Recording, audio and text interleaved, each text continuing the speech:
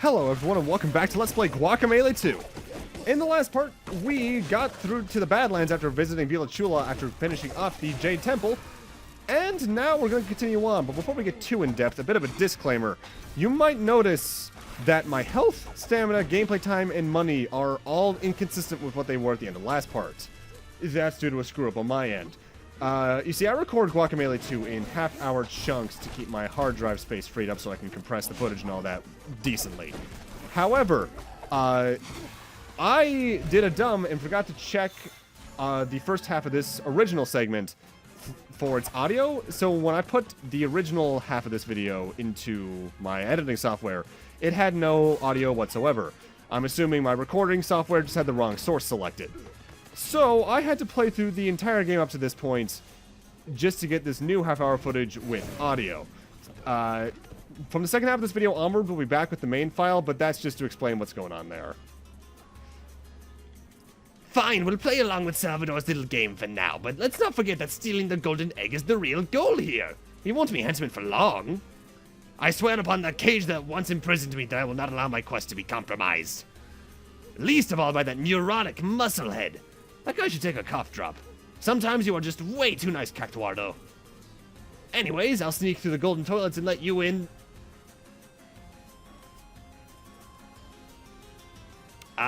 Excuse me. Can't you see we're plotting here? Oh yeah, my bad. Sorry about that, man. But yeah, the first half of this video, those things are all going to be inconsistent, as will the moves I upgraded, I believe. So you might see some moves like get unlocked twice, so on and so forth. That's just on me. And it's admittedly also because, and this is where I really wish this game had something, Guacamelee 2 does not have a copy save file feature. Same like the first one. So in the case for recording's sake, what I do after each recording is I go into the game's PC files and copy the save file manually and just paste it to my desktop. So what happens is I replaced it after the second half, and well, then I was just kind of screwed. It's something I'm going to have to keep my eye out in the future just to make sure this doesn't happen again, because I don't want to have to play this game twice in a row like that.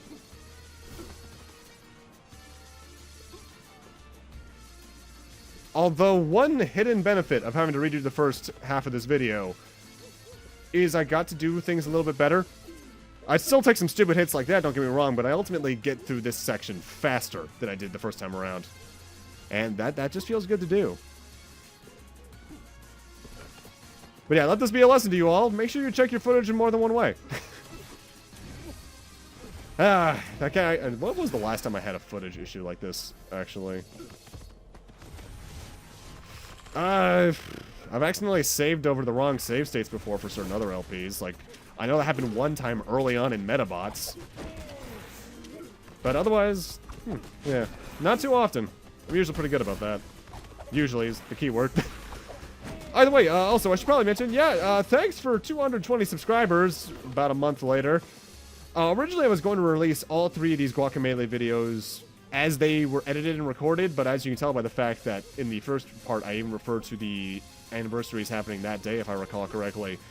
No, I just decided to get these all recorded and rendered at once so I can upload them day by day, one day after the other. So, a little bit of an extra delay on that, and by that I mean almost the entire month of October, which, whoops.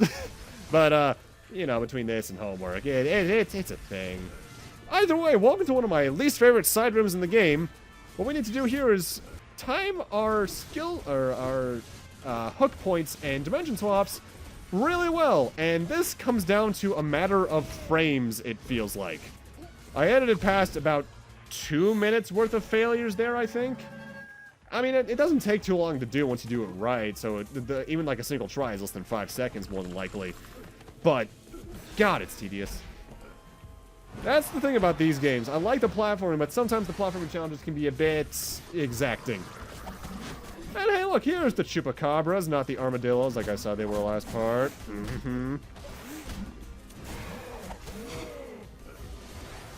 And I think we have a new type of chupacabra here with the big boys.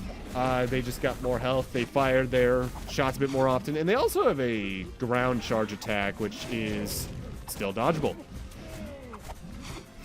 Now, one of the biggest differences for the first half of this recording is I know in my main file I have some of the flame face abilities already. Not so much here. I don't have a single one. Although I think I get close to unlocking a very particular ability I recommend you get as soon as you can in this recording, which is... Oh, I can't do anything here yet. Which is the golden hits. Which essentially, once your combo meter starts hitting a certain point, I think it's when the numbers turn red, you'll start gaining money for each hit, which is really good. Kale! Sorry, I can't stop talking about it. I even added it to my sacred guacamole. You know about this stuff? It's super healthy, not at all boring, and no one's even a little bit sick of it showing up and everything. That's a mood. It's moments like that that make me think that I like Guacamelee 2's writing more than 1, because 1 had some funny moments, but they were very often focused too much on the gaminess of it, or just the absurdity of the situation. This game feels more self-aware in the right way. Have you heard of Coctuar, the chicken-eating monster? He was the result of a dark magic experiment to give consciousness to plants. He was taken to court, but ate his lawyer and escaped. He now roams the badlands eating chickens. I only have this one chicken left. So sad. Well, don't worry. It looks like the rest of them are still hanging around you. The one thing about the Badlands I both like and don't like, though, because I refer to this place as the desert from the first game for this game, and that is a pretty apt comparison, not only just due to the aesthetics, but this place is big. Like, I want to say it might be even like twice the length of the desert from the first game in just terms of pure physical size. And admittedly, they do pack a lot of stuff into that space, but there's something to be said about staying in an area too long. At least for the structure of the way the game works. Like, in a Metroid Prime game, I think you visit each area for the right amount of time each time, even if the backtrack for the relics at the end of each game is a bit Whereas, say, Metroid 2, you're in some of those areas for what feels like minutes, and other ones for what feels like hours, even though the game is still overall only a few hours long. Pacing of an area is very important. I think Guacamelee 2 does a good job of that on the whole, but the Badlands feels like it overstays its welcome just the slightest bit on the initial visit. Also, there's never going to be anything more satisfying than just throwing enemies into other enemies.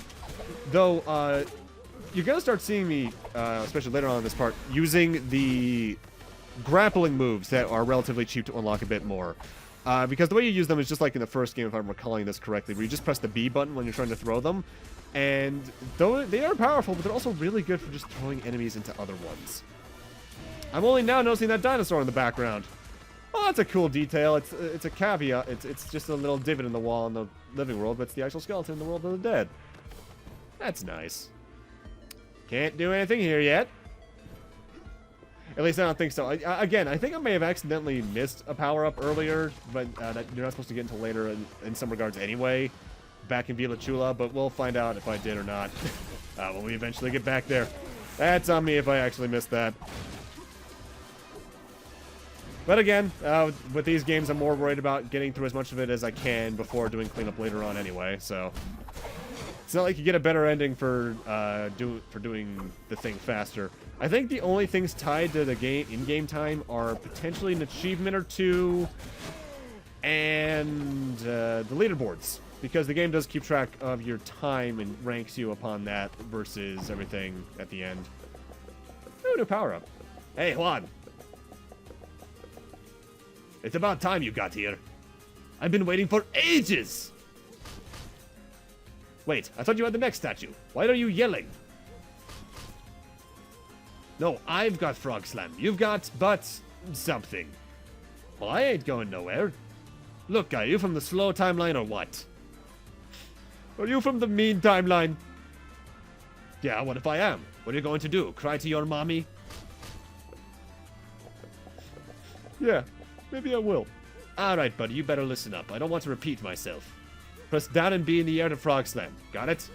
And he does mean in the air. If you don't do it in the air, you just don't do it. The Frog Slam is probably the most powerful out of the main 4 abilities in the game you get. But I think that's mostly just because you're putting all your weight behind it. As well, since you have to be in the air, there's that extra little stipulation. Main progression is down that green block back there, but if you were eagle-eyed, you may have seen this one over here, and I want more stuff. It's when they do platforming like this, where you have to switch between things while also using all your abilities to their fullest, where I think Guacamelee's platforming really tends to shine. I mean, you have controls as tight as this with one, you might as well do stuff with it. Kind of like I heard that new not Guacamelee, that new ukulele game did. Because I hear Impossible Layer is really good. I have not played it yet myself, but yeah. By the way, welcome meet Slowpokes. These green sombrero wearing enemies, that little ring around them slows you down to a bit of a crawl. So your first goal should always be to take one of them out. However, I think they're always susceptible to the Frog Slam. We also are getting back the white shield enemies. These shields they can be hit by 3 of anything to be destroyed. You just have to account for those extra hits in your potential combos. Get used to seeing those. You're gonna see them a lot. Especially when they start intertwining them with other types of shields. Oh boy, that's gonna be fun. Nah, it actually is. Mostly. I think the worst times where they use the white shields is always when they put it on enemies that have a lot of health, because every shield in the game does regenerate after about 5 to 10 seconds, I want to say. Barring potential damage you're doing to them during those time frames, in which case the timer resets. But just having a shield reset on you of any kind is just, it's heartbreaking. Did someone say secret area? Where you're constantly surrounded by red death spikes? Because get used to them. Again, they're all over the place. Thankfully, they do tend to design them around whatever the controls are, so usually you're just given barely enough time to do it, but they always make sure you can do it. Obviously, it would be kind of busted if the game had impossible sections in it, but they make sure that you can definitely do it as long as you're right on top of your controls.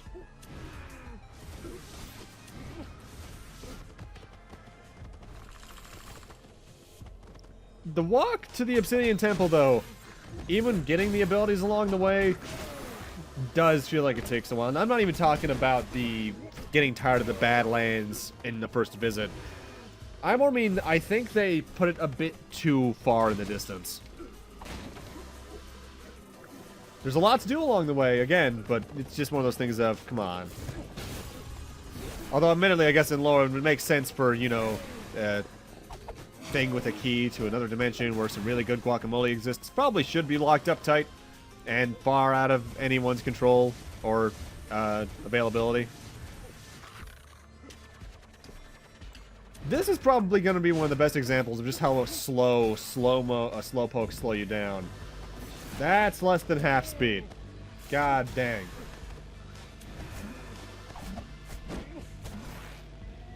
Thankfully, you can still very easily fight while you're in it. It's just, it's gonna suck if you're surrounded by enemies.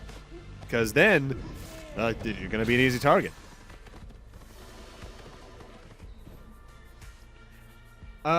When it comes to recording this first section again, I obviously got all the same items along the way, but if you're wondering where my totals are in the main game, just take every item I've grabbed and add 1 to its total. So I'm in the main file, that didn't complete a heart container or a health up. That was part 1 of a new one. Thankfully, I don't think I grabbed any stamina ups along the way. I think the pathway to the Obsidian Temple is paved mostly with health ups and a lot of money chests, which I'm grateful because money makes the world go round in this game. Plus, it lets me get more money more easily.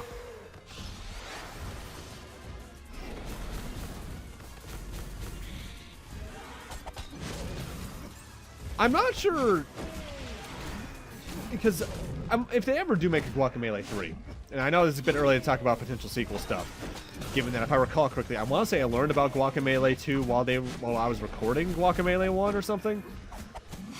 But if they were ever to do a Guacamelee 3, I'm not sure how I'd want them to expand on it from this game. Obviously, like, bring back all the abilities again and make new ones. But where would I want them to go in terms of level design? Because Guacamelee 2 kind of peaks on the Guacamelee 1 type level design. I know, like, there's the whole mentality of, hey, why do something new to something that's not broken, like the old Mega Man games did. You know what? There is a validity to that, but I feel like they're trying to constantly make this series evolve if they ever do more games. I don't know. It's that weird thing of sequels where you're not exactly sure where you'd wanted them to take them.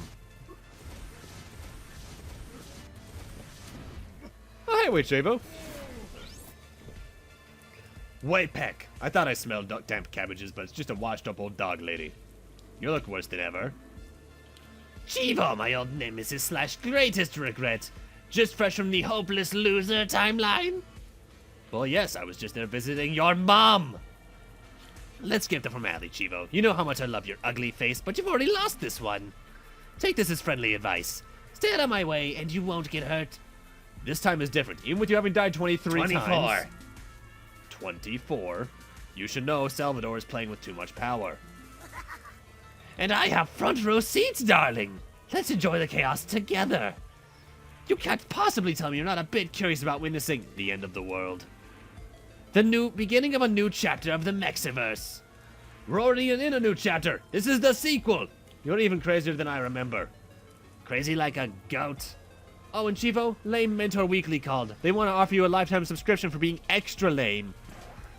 Oh yeah? Well, Bad Taste Magazine called. They want to see if you'd like to renew... She can't hear me.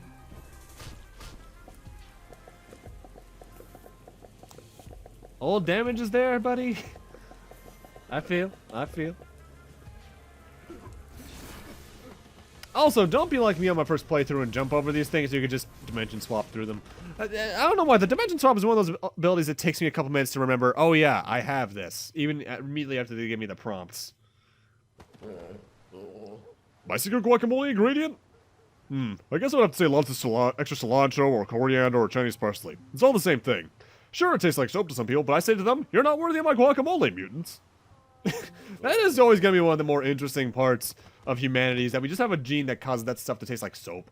Careful! Don't touch my statue! I'm sorry for snapping at you. I've just been sculpting this thing for days. It's my masterpiece, a tribute to all that is good and just in the world.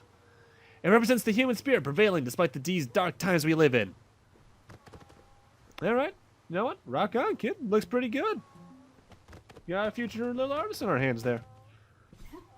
And welcome to the Obsidian Temple. But before dimension swapping to enter, make sure you visit Flameface over here. Well, if it isn't the luchador I love to hate. Though you know who I love to hate even more than you? Salvador. That hulking specimen disrespected me, and Flameface don't play that. I'm gonna teach you how to cook his guano. I'll teach you to be a real slamma-jamma. The Frog Slam, when it comes to using it in combos, I feel is best used as a combo finisher. Just because flinging you directly at the ground doesn't leave you exactly open to more attacks immediately afterwards. There's a bit of a cooldown after your animation, as you can see, do that little pose you do. However, there's a lot of enemies below you. It is admittedly useful for just getting a lot of combos hits added to your bonus. Nicely done, much as I'd love to admit it. Alright, with that, now enter the Obsidian Temple. Just swap dimensions and whee!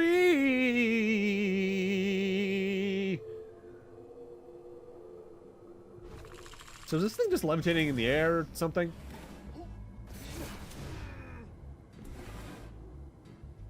I used to be one of the Obsidian Temple caretakers here with my brother, but ever since I died, I've been doing it alone. I guess dying wasn't that bad of a thing. Now I can sweep the dead world while my brother keeps the living world clean. But you know what they say about clean temples? Nothing. My brother and I are so underappreciated. Who are you? I'm the Obsidian Temple caretaker. My brother used to work here with me, but since he passed away, I've been working here all by myself. I don't know what your plans are here, but don't make a big mess, alright? I've got enough work to do and I don't need more dirty floors to sweep. You know what? That's fair. Salvador, I feel the power of the obsidian. Yes, yes. Who are you calling an amphibian? Oh, did you say obsidian? You should get some rest. You should get a vest. I'm fine. Must be the carnage I had earlier. Getting stuck in there.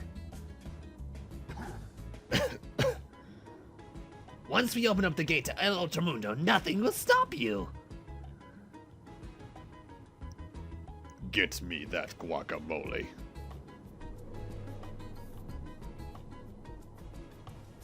What a beautiful day to be evil. This is definitely my most exciting life yet. Those other 24 were basically a wash. Most intimidating way to say the word guacamole by a villain aside, time to continue on. And as you can see, we can't exactly go right. So, time to head down. Also, I know I've apologized for my Spanish before, but especially right now, I'm sorry. Viento cantan las hojas. Bailan las peras en el paral. Gira la rosa, rosa del viento, no del rosal. Nubes y nubes, flotan dormidas algas de air. Todo el espacio, fuera de nadie.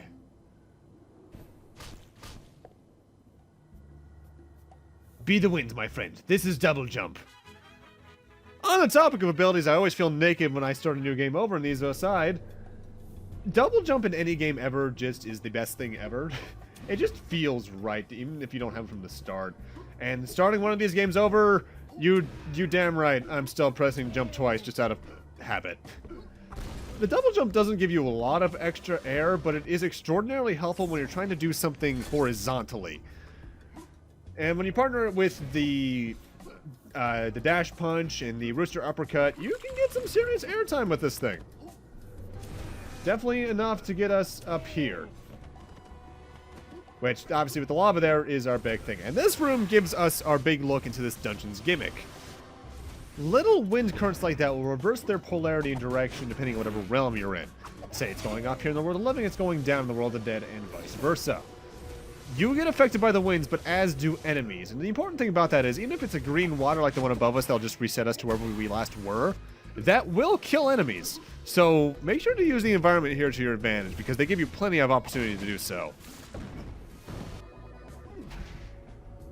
Most of the dungeon is just them going to be finding new ways to use that gimmick effectively. And honestly, they do a good job of it. This is probably the best proper dungeon in the series in my eyes.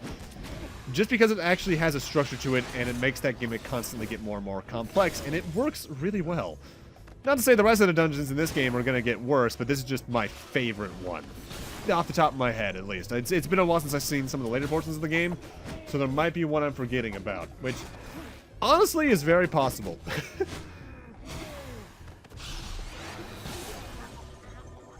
We also are now getting the returning conquistador type enemies, and they still have way too much health for their own good. And they're also one of the first enemies I can think of that we've encountered since shields became a major thing, where if you attack them with the wrong ability while they have their shield up, you're left completely open for a counterattack. When it comes to smaller enemies, attacking them with their shield, I think we'll start an attack, but it's usually so easy to dodge, it's not much of a problem. Bigger enemies, you need to be careful about what you hit them with if they have a shield up. Also, get over here. Fast little bugger.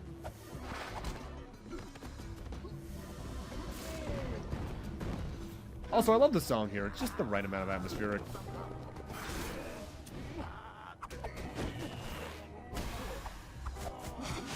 The weird thing is with dungeons in this game is, again, I think I may have even brought this up in the Jade Temple. I know, it's only been a couple days since I recorded that, but I can't remember if I exactly said this. They're more confident in their dungeons in this game as actual, like, dungeon level layouts. And because of that, they are really good, but at times they can feel like they drag. Again, though, that might just be me because I'm so unused to this kind of pacing in a Metroidvania-like. Usually I'm moving on from area to area within, like, 20 minutes. But that, again, that's also just due to repeated playthroughs. As well, the combat system is where a lot of that length comes from, I feel. Because if you were, say, progressing in this game as Samus, these fights would not really be much of a thing because outside of, like, Other M and the Prime games, there's not many rooms where you have to fight every enemy. Zero Mission had a couple, but they're usually over within a few seconds. Whereas in this game, I really think I may have brought this up before. It's really sad if I forgot what I said like 2 days ago. But given that this game's main focus is the battle mechanics and not the exploration, it feels like the areas drag on while the fights go on really quickly. That's happened in the first game as well, but in the first game it was a bit more forgivable because it was the first.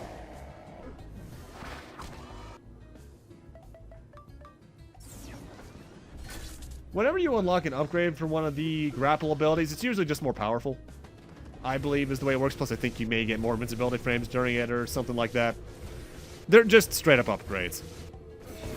Although, time for a little bonus room that took me way too long on my first playthrough. I was here for like 10 minutes when I first played the game because I just had trouble getting used to the momentum of the wind. And that is admittedly something that can be kind of tricky. Especially during sections like this where you're just moving left to right. The way you move up and down is just by pressing up and down. And that can feel a little alien in this game. I will take that heart up, though. Again, since we're still in the first half of the video, on my main file, that was the second part of a heart up, of a life up, not the first. We're almost at the point where we're back with the main footage, though. We're within 5 minutes of it or so. Time for a new enemy. These guys throw bones like the other skeletons, but they throw them much faster. And that is surprisingly effective in making it really hard to dodge. Whenever you see one of them, your first priority should either be throwing an enemy into them to interrupt their throw cycle, or just targeting them outright, because surprisingly, the enemy that can throw really fast is the most annoying type we've encountered thus far. Yeah, the dashers and slashers can be a bit annoying just because of the time you need to dodge them, but at least you can tell where they are and you can just dodge around them by jumping. They throw so fast that they're pretty accurate.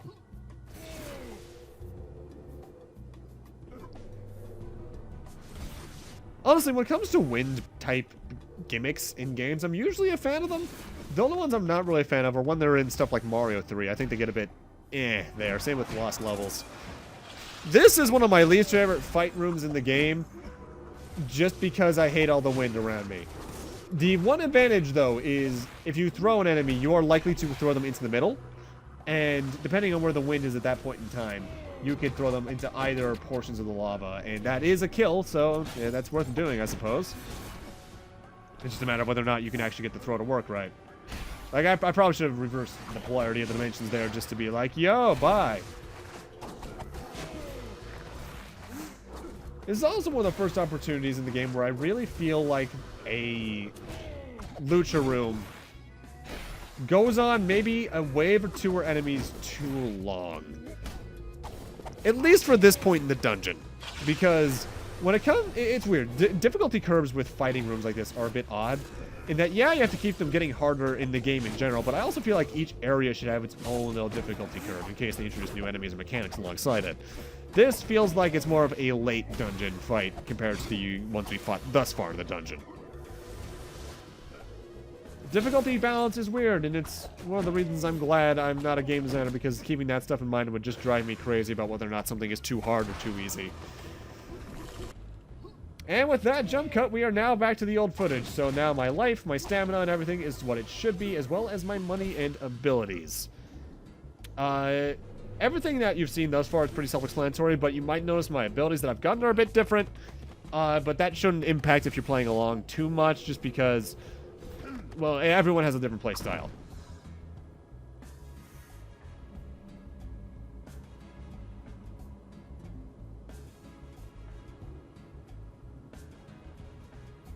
Hello? Wait, Chivo? Did he really go back home? Damn. Wait, Chivo from the Mean Timeline's an asshole. But now we got the KO head button. It's renamed from the Olmecs head button in the first game, probably just to save on character space. It is also very powerful, but you cannot be holding any direction to use it. So, it's honestly probably best used as a lead-in for a combo or a mid-air attack, compared to some of the other abilities. With that said, though, it has obscene knockback, especially vertically. So if there's something above you that can knock an enemy out, keep in mind this ability. It's pretty useful for that. Because look, even compared to the Rooster Uppercut, it gets like double the vertical knockback, and that's ridiculous. We're also now going to start encountering exploders. In the first game, I believe they just did damage if they explode. Here, it's an outright knockout. So don't let them ever explode. At least I think it's an outright knockback. I know they are later on in the game when the bigger variants introduced, but I forget if they are here early on. Yeah, there was a couple of ability differences there. It looks like my upgrades that I've taken since were about the same, though. I want to say this is one of the few areas in the game that they give you 2 power-ups within relatively short proximity like that.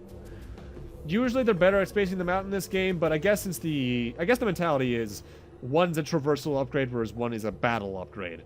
Which, now that I think about it, I guess is kind of a recurring theme in this game, where they tend to give you them in pairs of 2 like that, in some regard.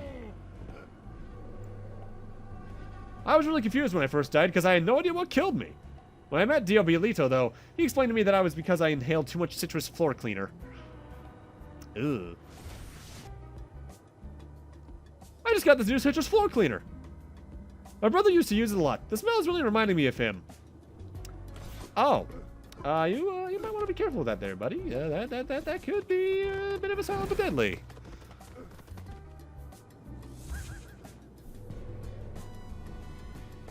Okay, so that golden rock was just a rock. And Jaguar Javier has the Jade Relic now. I look like an idiot, Gertrude. No, it's true. Ladies, as you know, Salvador is still angry and doesn't want to see us. That's why we have to sneak in and find the Obsidian Relic before anyone even knows we're here. I'm going to need your help to pull this off. Let's make magic! Ah! Thank you, establishing cutscene to show he's here. Feel a little bad for him, though, honestly. Salvador seems like he can be kind of a dickweed. Different from Guacamelee 1, at least for the most part, is now there's going to be rooms that are just exploders, and the puzzle with it is just figuring out how to kill them all quickly. Thankfully, while yes, they have shields, if you upgrade the abilities through the alligator dude that we met last part, your special moves will kill exploders in one shot, even if they have a shield up. If you don't have the upgrades from him, they'll take a bit more. So those can be considered priority 1 to 2 abilities. I'd still say anything that gets you more money is going to be more useful. And again, that's with my playstyle, but it could be considerable getting those abilities as soon as you can. Admittedly, though, for the most part in this game, I'm going to be going for whatever's the cheapest in order, because they do give you a good amount of money throughout the game. And unlike Guacamelee 1, I feel like they could do a better job of pacing the abilities out in such a way where money doesn't feel useless as soon. Because if you play your cards right in Guacamelee 1, you can have most of the things from the shop in that game by maybe the tool tree, if not sooner. Depending on how well your combos go and such. And in this game, it takes a lot longer. Mind you, in general, this is just a longer game. I think there's about as many areas to it, but because they're just bigger areas, it becomes longer due to that. This teleporter enemy, I think you're supposed to attack through the wall to take out here. It's supposed to teleport and then attack you directly. Kind of like a Wizrobe, but with a knife teleporting behind you and saying nothing's personal, kid. However, this one you can just attack through the wall because, hey, my hitboxes extend outside of me like that. The teleporters aren't too annoying, though. In fact, compared to a contemporary from the first game that I can't quite recall the name of, I think they're much less annoying enemies, especially because they're much easier to stun. Love their design, though. They're probably my favorite main enemy design in the game, if they're not top 2 or 3. Thank you, Chicken, for congratulating me. It's around this point in the game, like I mentioned last part, where the purple and white projectiles stop being a major thing, and they start replacing them with the red ones to kill you in one shot. It was mostly just to ease you into the concept of dodging projectiles like that, though. Purple and white's mostly just going to be a thing that enemies have from here on out in the game. But, you know, I'm fine with. Ow! You know, not for nothing. Getting hurt in this game, especially by weapons like that, feels like it really hurt just due to the screen shaking they do. Which, that amount of, I think that's haptic feedback, is just, it feels good. Ironically, while I'm getting hurt. I guess some people find fun in that. I personally don't, but everyone has their thing. This is an interesting room. It's actually one of my favorite in the game. Our goal here is just to survive. We're supposed to drag the various enemies into the red projectiles because it's also a one-hit kill for them. Just make sure you don't touch them yourself. Also, in terms of the timescape for the first half of this part, where the new footage, we are about 2.5 hours into the main file right now. I want to say it was about an hour and 20 to 30 minutes in when I got to the new section in the new footage. So with my mashing through text, I save about a half hour from the cutscenes alone.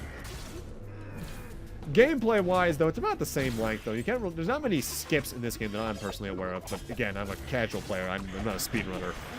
So that does make me curious. What is a speedrun like for this game? Let's see. Speedrun.com. What you got for me? Any percent? 58 minutes? Holy... Yeah, okay, yeah, there's got to be some skips in there somewhere. Glitch... Yeah, because there's a separate glitchless category. Glitchless is about 2.5 hours long. 100%? 2 hours, 43 minutes. What do they got for miscellaneous? Pre-made saves? 59... Oh, is that like a New Game Plus? I think it is. That's, yeah, that's a lot faster than casual. For reference's sake, my first blind playthrough of this game was about 8.5 hours long, and that's with me having to go out of my way to get one or so more things before I got the true ending. Oh, now we're getting Toho in here. Thankfully, even during this game's more bullet helly sections, because it will get like that later on, the game is still very fair about how it feels. It feels like, just due to how tight the controls are, most of the screw-ups in the game are your own fault. Like, I really should not have held the wall there. But that said, ow. This particular stamina up is one of the trickier ones to get in this area, just because you have to be pretty precise about your timing with the dimension swap here to ride this wind. Okay, can I survive now? Okay, thank you, and goodbye. That was actually pretty close. We could have gotten him by one of those ones. And random place to put Poyo Shot enemies, but I'm at least glad they're remembering, oh, hey, you have this, you should probably be using it. And admittedly, the Poyo Shot does have some pretty good combo potential, because it can combo into itself up to 3 times if you use it from the ground. But partially just because in Guacamelee 1, the chicken wasn't something that could fight back, I don't find myself using the chicken unless I'm outright required to. Which I imagine when I eventually do the Proving Grounds blind for this playthrough, they're going to make me do. Of course, when I say blind for the Proving Grounds towards the end game, I'm going to do each one of them once or twice to see how well I do. Because I know from the Proving Grounds what unlocks is mostly just character unlocks. But I don't know what's awaiting me in them beyond, oh god, it's probably going to be El Infernio challenges from Guacamelee 1 stepped up about 6 notches, isn't it? Something that I like about this game, though, and Guacamelee 1 as well, despite how colorful the game is, you seldom lose track of where your character is in the map. Partially because they do a good job of using whatever shading they can to make sure you contrast with everything. But also, just the screen ratio just feels just right for it. Although, a bit of a behind-the-scenes thing. It's a bit hard for me to keep track of my health in these games when I'm recording them, because my recording program has numbers show up in the top left of the screen, right on top of my health bar. And with the resolution I use, yeah, it's a bit hard to see. But that said, I can still tell enough to the point where I'm like, okay, I should make sure I don't get hit now, or something like that. Enough exploders there, game? Oh god, I'm standing. Recover. Alright, there we go. The exploders early on are fairly lenient with their time as well, but later on in the game, you might be encountering some that have like less than 2 seconds on them. I really like how jaunty this tune is. Especially in the world of the living, because the world of the dead, it's a lot more silent. But just that little, I think it's a guitar type in the background, just feels really good. Although, we're actually about to head to one of my other least favorite rooms in the game. The bonus room on the bottom part of the screen here is a lucha challenge. Above instant death lava, and the platform you're on sinks and gets replaced with 2 on the side. All you're fighting here is chupacabras. However, to say this could take a bit of precision is an understatement. There is a definite pattern for how they want you to fight them, because knocking them into lava is the best way to kill them. In fact, I think they want you to use a rooster uppercut there. But, oh god, I don't got time for that. Oh, and now you're throwing in shields, my favorite. I was here for about 5 or 6 minutes just screwing this up a lot. It's the weird thing that I guess I can appreciate about this game. Even on normal mode, if you're good at the game will still do its best to challenge you, and it succeeds in that pretty well. There's also a hard mode, which I believe I unlocked for beating the game the first playthrough. And I want to say the biggest change there is the stamina recovery, the HP of you and the enemies, and something else. I don't intend to ever play it myself just because I find the main game to be just balanced well enough to the point where, yeah, things can get hard, but it's never frustrating. And if it does get frustrating, that's entirely on me. So I don't really need that extra difficulty thing. Honestly, I seldom play higher difficulties on the one than the one I start with on a game. And I'm a normal mode player. I like playing on the normal mode of any game because it feels like it's the most balanced usually. The only times I ever go for it is if it's a game I care a lot about and I want to get like the platinum trophy on my PS4.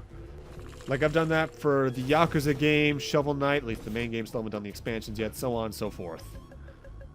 It sounded like you smashed some pinatas back there. Confetti is so hard to get out of Obsidian nooks and crannies. I'm not mad though. I'm just a bit offended you had a fiesta and didn't invite me. Oh, sorry, dude.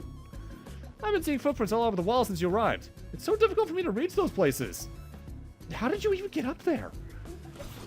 Look, man, don't question the lucha. After all, yeah, mucha lucha, it's a way of life. Cartoon Network show reference from the early 2000s. That show was great, honestly. I'm not sure if it was a popular show, but I know I really liked it. The Flea in particular was just hilarious. It was also one of the few shows on top of my head from that era that were like definitively based off of one culture. The only other one I can think of was Class of 3000, which I also really liked. But if I recall, there was some drama that caused that to be canceled behind the scenes, which sucks because that show had a lot of potential. Thinking back in that era, Cartoon Network's weird because I think that was the same era that had Stormhawks. Honestly, when it comes to Cartoon Network, I know a lot of people talk about the cartoon era, the early Adult Swim stuff with all the anime and such. But the era of Cartoon Network that immediately comes to my head is the ones that had the minor replacement for Toonami for that little bit, where they had a girl in an underwater UFO with some aliens. I know that's what Transformers Animated premiered on.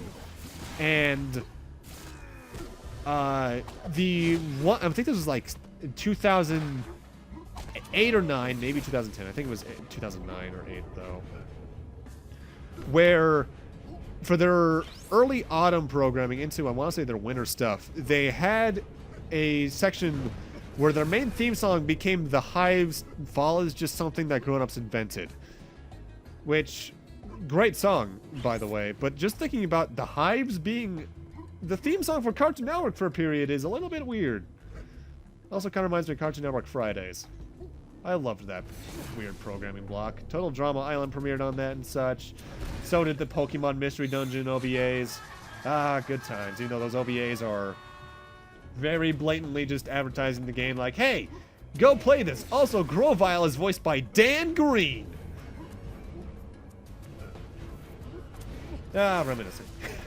Either way, moving on. The final portion of the Obsidian Temple is a vertical section, not too unlike things we're going to be seeing later in the game. In fact, get used to this kind of level design. And it's probably where they put their hardest challenges just because it's harder to travel vertically in most games than it is to travel horizontally. Just because, you know, you're running along the ground instead you're platforming up higher and higher, and they should have made this lucha appear as soon as you enter the room because having to jump up there is a little weird.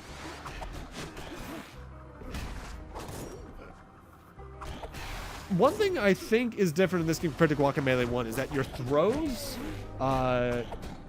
don't have as much of a shockwave effect on them as they did in the first game. At least with the abilities I currently have. Also, we have the summoner now. It can summon enemies until you kill it. Unlike some other games where they have similar enemies, though, the enemies it summons are real and will stay there until you kill them, even after the summoner is dead.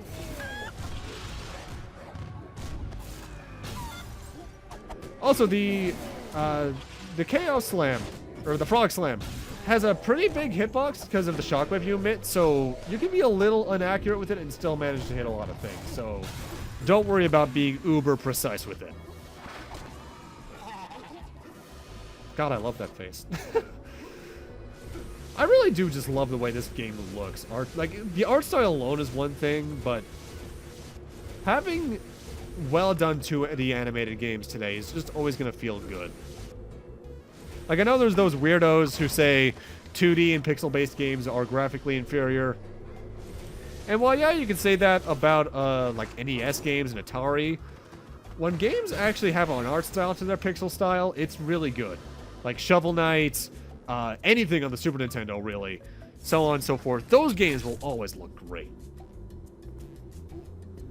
I know it's like a really dated and constantly said thing, but it's always going to be true. Like, there's a reason I think the best looking Zelda 3D game, in terms of actual graphics, is Wind Waker. Twilight Princess looks good, but it's shown its signs of aging just because it was made in that oddly grimdark, fascinated era we call the mid-2000s. Skyward Sword looks good, but its animations have aged it. Although I say that, but really, Breath of the Wild is probably going to be the best looking Zelda game for a while until its sequel comes out. Probably, I'm going to guesstimate holiday of 2020. God damn it, 2020's next year. The 2010s that are almost over. That's... Oh, that's weird. Time isn't real.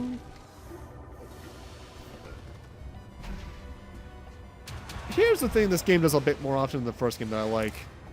Instead of just having outright combat challenges, they'll have platforming challenges where you're just supposed to kill the enemies that are also in it as well. There was one of these very similar to this in the Jade Temple where we had to dodge some slashers and just kill the thrower at the end. But I like that they try to vary up their challenges like this a bit instead of just relying, like, special items are gotten through platforming and progressions gotten through fighting, which is very much how the first game tended to play out. Also, they're a lot better about giving you shortcuts in the areas in this game compared to the first one. The first game had a lot of shortcuts too, don't get me wrong, but even mid-area, there's many, many more shortcuts for getting through puzzle areas this time around. And I appreciate that because if you miss an item in one of these places, backtracking for it is going to be tedious.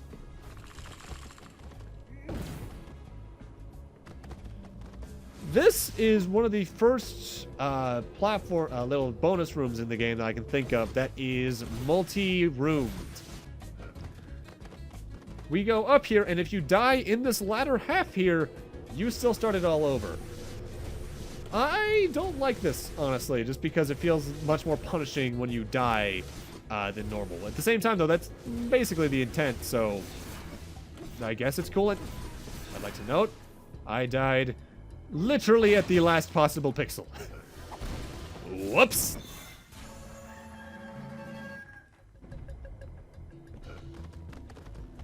With that said, though, we're about at the end of the Obsidian Temple, main body of it at least.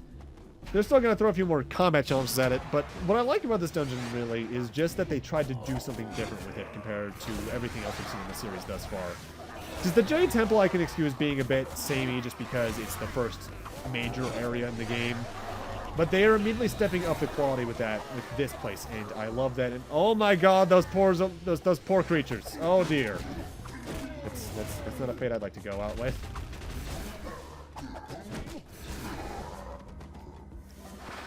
I want to say it's generally easier to get combos over 100 in this game just due to how long some of the combat challenges can go on for.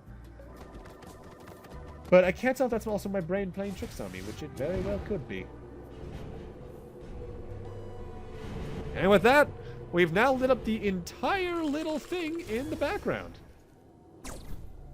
And that's a dimensional doorway. Ow! Thanks, sucker! You know, looking back, I'm surprised we didn't expect this. You know, green goon's actually pretty useful. Sometimes he uses to mop the floors. Works pretty well. Oh yeah, if you ever get a chance to talk to that dead dog lady, can you tell her to stop littering everywhere she goes? I'm getting a little tired of scooping up after her. Alright. This temple's one of the hardest places I've ever had to clean. There's lava, gravity waves, and moving walls. And don't even get me started on the green goo. I don't even know where it's coming from. Wait, is the Express going to end soon? I haven't even gotten to the North Wing yet. I've got to hurry it up. I see you have your priorities in order. And now we're in that one chapter from Super Paper Mario. Although I do like this area from a concept. Essentially, the level design is invisible. The way you're supposed to be able to tell where everything is by killing a lot of enemies so that their goo splatters all over the walls. It reminds me in a very strange way of The Blob, that Wii game and its sequel that was a bit clunky, but overall fun and energetic. I never did play the sequel. I liked the first game a lot, though, especially the soundtrack. That soundtrack was kick-ass. That's, a little bit disgusting, though, when you think about the concept of it all. You're getting your ectoplasm all over the place. That's just, that's nasty. You skeletons, you ain't Slimer. What are you trying to do being Slimer? Oh, hey there. Wow, today was exhausting. I finally finished cleaning the area you just came through. It's spotless. It's so clean that you can't even see the walls. My brother would be so proud of me. Yeah, about that. Sorry you just wasted about 4 hours of your life. Alright, the way out of the dungeon means boss time. My, how did you fumble your way in here, little man? Good effort, but you're too late. I command the darkest canine sorceries and dance effortlessly between the worlds of the living and the dead. But by all means, go ahead and wrestle me. Whitepeck is less of a standard boss fight and more so a game of avoidance. You still need to, like, you know, punch her to take out her health bar, of course. But during a lot of the fight, she's going to be teleporting around and firing lasers at you. And giving you little platforming challenges to avoid them. Enemies will also spawn and you're just supposed to take them out. It's less so a boss against her at times and more like the final boss of Arkham Asylum, where you're just supposed to take out enemies until, oh hey look, Joker's hittable now, because yeah, that final boss was garbage. Thankfully though, this fight isn't too bad, especially given that it's not the main villain. I'm very okay with it being like this. That laser does hurt, but it's also incredibly telegraphed, and you can dodge through it, I think. You can definitely dodge through it once, but I think after your dodge ends, you'll immediately get hit anyway. So it depends on when you try to dodge it is the big thing of, should you? Ooh, like that. Ah, ooh, that was close. I love this boss thing, too. Admittedly, this fight, at least visually, reminds me of a boss from the first part of Sonic 4, in the not Labyrinth Zone. The boss starts off with the Labyrinth Zone runaway or catch Eggman thing, but then it turns into a room very much like this with a lot of crusher blocks that Eggman tries to attack you with. Wasn't a fan of that boss, especially in the iOS version, which was my first version of Sonic 4, just because, wow, the touch controls did not work well with that boss fight.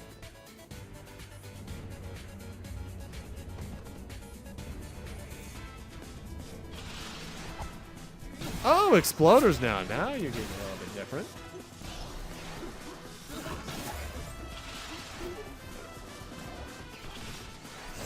In a strange way as well, this fight reminds me of the Dracula fight from the Super Nintendo version of Rondo of Blood with all the platforms, also known as the most bullshit fight against Dracula in the entire series. And wow, now you're just bringing up every enemy type, aren't you? Another reason you really want to power up your special moves as well through the Crocodile's Trainer Train, just because they make damaging those enemies much easier. And hey, I won't complain about that.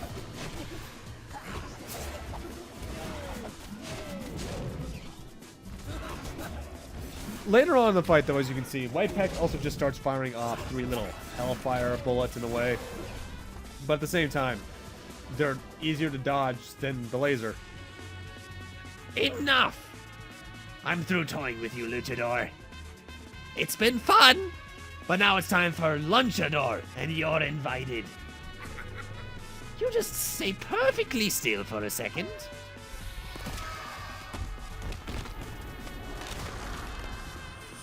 Oh my.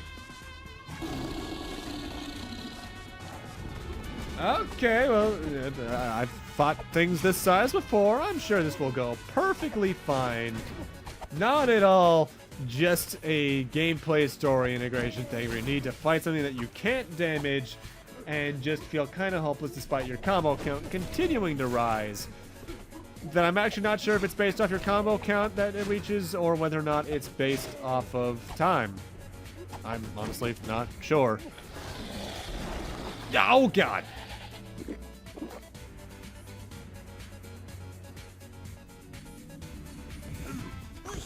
Alright, so yeah, you need to wait for her to eat you because then you can attack her heart and actually fight her. And I like her lines when you're doing it, but honestly, the heart is kind of a joke. Curse you! Curse you to the deepest reaches of El Ultramundo!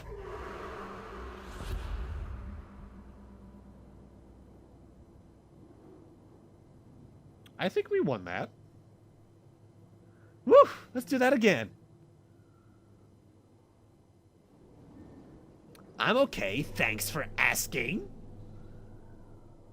Although my precious headdress is destroyed. But at least I have the relic!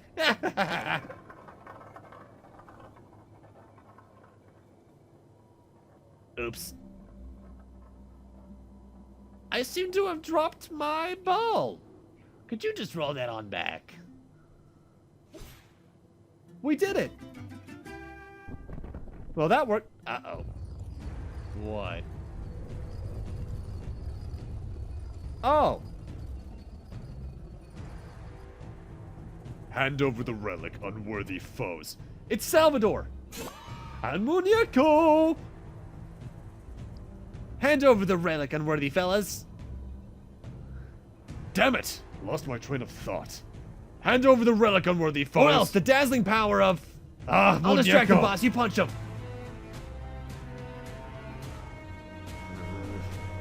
Get out now. But I don't need friends. Well, goddamn.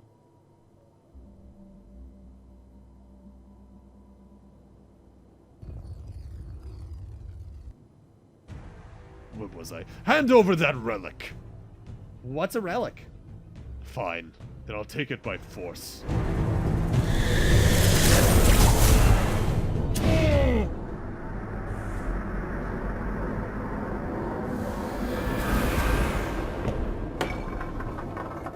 Don't touch me! Now to Vila Chula to collect the final relic. Come on, Waypeck. Bye, chumps. Was I too harsh on Muñeco?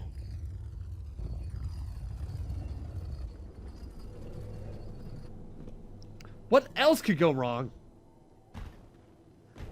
Tostada. Never say that.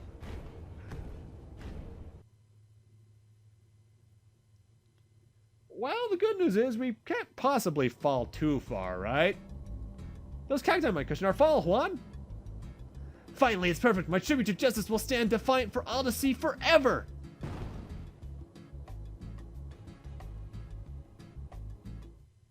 Oh my. Oh, and welcome to hell. No, if it wasn't established in the prior game that you could just fall down to here anyway, this would be weird. Sorry, I can't let you through. You're not dead yet. Oh wait, you died 7 years ago? We're still missing your C7038 form where we need 2 passport-sized photographs. Well, shit, we can't even die properly. Also, hell's looking a little bit chilled out. I like it.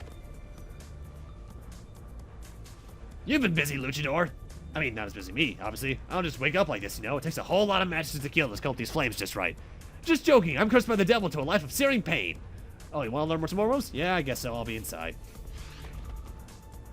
Headbutt time! You should be familiar with the concept of looking in the mirror. The KO headbutt probably is one of the more picky moves about when you want to use it in combos, because it doesn't have a definitive use as a combo finisher, even though you can use as that. It's best used as a starter just because it launches enemies so high up in the air that you can lead into it with a pretty good rooster uppercut. You'll have to move faster. Try canceling your power move with a roll. And that's a very important thing to know you can do, because if you don't do that, you're just not going to make this combo. And I didn't get that because I just remembered this is a dash punch and not a rooster uppercut. Nice butt. I meant headbutt, you narcissist. I mean, hey, my ass is fine too. You can say it. I know it is. El Infernio, though, appropriately given the name, is filled with lava. And there's a couple of items I think I can get here right now, but at this point in the recording, I was looking for the nearest checkpoint because I just wanted to end things off. And speaking of which, I'm going to need to end things off here. Thank you guys for watching, and in part 4, we'll explore hell. Thank you guys for watching. Thank you so much for 220 subscribers. I know I'm a bit late on that, but thank you all the same. It's incredible. I never thought I'd see us past 200, even going even further than that's just ridiculous to me. And I'll see you guys next time whenever that comes. See you guys then.